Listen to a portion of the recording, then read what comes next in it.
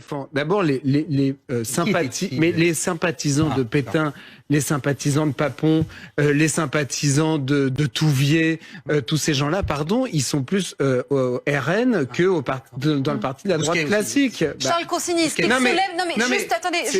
qu'il soulève comme question intéressante, Jordan Bardella, c'est si finalement ces alliances contre nature auxquelles on assiste au travers de ces désistements ne vont pas finalement profiter au Rassemblement national. Est-ce que les électeurs, en constatant ces alliances de circonstances... C'est pas des alliances, puisque c'est des désistements. Non, mais vous voyez très bien ce que je veux dire. Moi, je trouve ça intéressant de voir qu'aujourd'hui, le mainstream, c'est devenu le Rassemblement national. C'est-à-dire que là, je dis une chose qui est une vérité factuelle, à savoir que le RN est l'héritier des pétainistes. C'est une vérité factuelle. Ça a été fondé par des gens qui étaient fondamentalement pétainistes, anti-gaullistes. Mais non, mais vous pouvez avoir une grille de lecture qui a 70 ans. C'est génial. C'est-à-dire que maintenant, dans les médias français, vous réalisez à quel point dans les médias français, déphasé par rapport à 11 millions d'électeurs que vous traitez de fascistes. Mais je les traite pas de fascistes. Je vous donne la filiation historique. Mais on la connaît. Et vous en concluez quoi? Et c'est marrant parce qu'on se fait agresser par ses voisins de plateau. C'est juste. Quand on dit c'est vérité historique. Maintenant, mais c'est un truc de dingue. Mais surtout, essayons d'avancer un peu. Non, mais c'est quand même très. Non, mais c'est symptomatique du moment. C'est symptomatique du moment. Non, c'est symptomatique de ces 30 dernières années. C'est un peu. Voilà. Et les électeurs vous disent, élection après élection, arrêtez. On a un message à vous faire passer. Et vous postez dans une bonne posture. Je ne veux pas vous entendre. Taisez-vous, électeurs. Je ne veux rien savoir. Mais dire ça de moi, ma pauvre Géraldine, mais il faut vraiment mal me connaître. Moi, il y a pas. Mais il y a pas plus. Ces mêmes antiennes qui reviennent. Vous nous avez rappelé ce que vous pensez des origines. Est-ce que vous pensez, vous, ce soir, qu'on assiste à une mise en place d'un certain front républicain? Je vais essayer de m'exprimer sans me faire agresser par le mainstream d'extrême droite qui envahit nos plateaux. Le mainstream d'extrême droite. Je pense que ce ne sont pas des alliances, mais c'est la pièce de Ionesco, Rhinocéros. Lisez-la. Le Rassemblement national,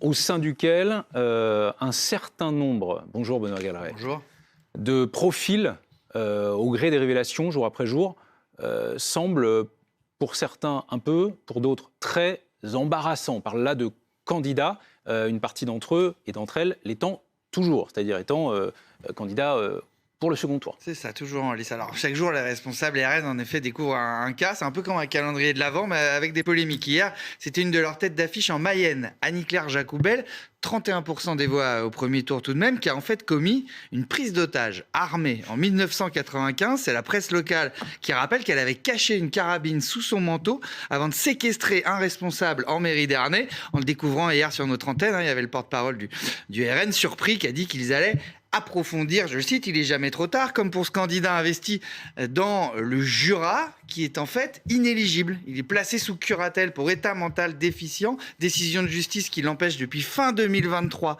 d'occuper toute fonction d'élu. Vous le voyez, Thierry Mosca, qui est pourtant arrivé deuxième dans sa circo. Que va décider le parti? Parce qu'il faut savoir que pour ces cas problématiques, il existe au RN une commission des conflits, celle qui a par exemple demandé à Ludivine Daoudi, candidate à Caen, qui posait en ligne avec une casquette nazie, de se retirer après que ça ait fait le tour des réseaux. Et ben c'est fait. Mais des dizaines d'autres polémiques circulent en ligne. Il y a des photos, par exemple, de la suppléante de Pierre Gentillet, arrivée en tête dans le Cher avec 43% des voix. Vous la voyez là, elle pose aux côtés de skinhead néo-nazis avec ce t-shirt « Fierté blanche mondiale », slogan suprémaciste assez explicite. Erreur de jeunesse, répondait-elle hier soir au site Street Press, qui exhume ces photos. En tout, c'est 70 cas problématiques que recense Mediapart, 70 candidats sous étiquette RN en passe d'entrée à l'Assemblée. Alors Jordan Bardella lançait lundi soir « Ne salissons pas gratuitement ces candidats qui représentent le peuple de France ». Éric Ciotti, à l'instant, lui avoue « Bon, on n'a eu que quelques jours pour investir près de 600 candidats. Forcément, tout n'a pas été verrouillé. Mieux, dans le Parisien ce matin, il y a les responsables de cette fameuse commission des conflits qui confient « Écoutez, on l'apprend souvent dans la presse et ils demandent carrément aux journalistes « Est-ce que vous n'auriez pas d'autres cas à nous signaler, à nous suggérer ?» Il y en a qui circulent en ligne, on pourrait y passer du temps. Il n'y a pas que les sorties racistes, Marie-Christine Saurin dans les Pyrénées par exemple, ou les messages antisémites qui ont déjà valu le retrait du soutien officiel du parti à des candidats en Meurthe-et-Moselle ou même à Paris. Il y a aussi les complotistes en Côte-d'Or ou à Poitiers où la candidate RN explique que les personnes vaccinées émettent des ondes semblables semblable au Bluetooth. Vous avez peut-être vu encore cette vidéo de la candidate RN en Mayenne qui se vante d'avoir un ophtalmo juif. Eh bien, ce matin, c'est Jean-Yves Le Boulanger, 29% au premier tour, candidat RN à Lannion-Paimpol, qui déclare sur Bretagne 5 « Ça me fait sourire qu'on me traite de facho. J'ai déjà été béni par un curé de couleur. Je cite « Je ne l'ai pas écrasé avec ma moto. » Et il rigole. Malaise, bien sûr. Alors, il y en a une, pour finir tout de même, de candidate RN qui n'embarrasse pas son parti avec ses déclarations. Et pour cause, on ne l'a jamais entendue, jamais vue. Élodie Babin, 2e circonscription du Loiret. Aucun meeting, aucun débat, aucun tractage sur les marchés. D'ailleurs, on ne voit pas son visage sur ces fameux tracts, les voici. Aucune interview, s'inquiètent nos confrères de France Bleu. Sur les réseaux sociaux, sa photo de profil, c'est un zèbre. Alors, qui est-elle? Elle est pourtant arrivée en tête du premier tour avec près d'un tiers des suffrages. Élodie Babin, qui n'habite même pas dans cette circo. On la découvre quand même en photo des photos un peu plus anciennes, rebaptisée la candidate fantôme par les médias locaux. Seule explication donnée par son compagnon, elle avait le Covid. On n'en saura pas plus. Merci Benoît.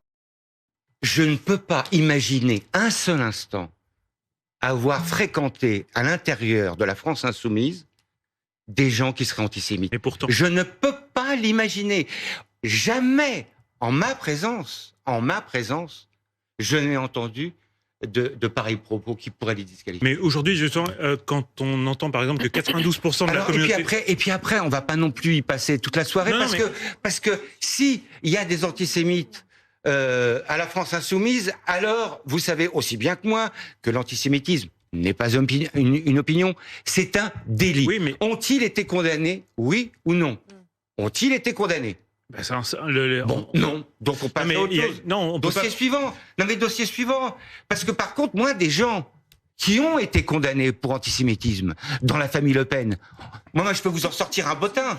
Non mais aujourd'hui, voilà. Votre engagement qui est sincère contre l'antisémitisme, on peut effectivement se poser la question, quand 92% de la communauté juive pense que la montée de l'antisémitisme vient de LFI, qu'on a effectivement beaucoup de gens qui se posent la question, est-ce que quand vous dites qu'il y a urgence, l'urgence c'est effectivement de lutter contre ça? Est-ce que c'est pas justement de regarder et de faire d'abord le ménage dans ce qui se passe dans le nouveau Front Populaire, plutôt que de menacer, de rejouer la carte de l'antisémitisme d'extrême droite, qui existe, mais qui, pour le coup, lui, est devenu résiduel. C'est ce que dit...